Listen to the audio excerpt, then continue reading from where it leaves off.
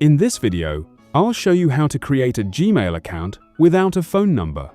First, open your web browser and go to the Gmail or Google account sign-up page. Next, click Create Account and choose the option that best fits your needs. Enter your first and last name, then click Next. Fill in your date of birth and gender, then continue to the next step. Choose your Gmail address or create a custom username if your preferred one is available. Next, create a strong password and confirm it. Then click Next. Depending on your location, device, and Google's security checks, you may or may not be asked to provide a phone number.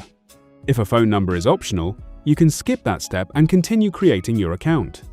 If Google requires phone verification for your account, you'll need to complete that verification before your account can be created. You may also be asked to add a recovery email address. This step is optional, but it's recommended because it helps you recover your account if you ever lose access. Finally, review Google's privacy and terms, then click I agree to finish creating your account. Once the setup is complete, your new Gmail account will be ready to use. And that's how you can create a Gmail account without a phone number.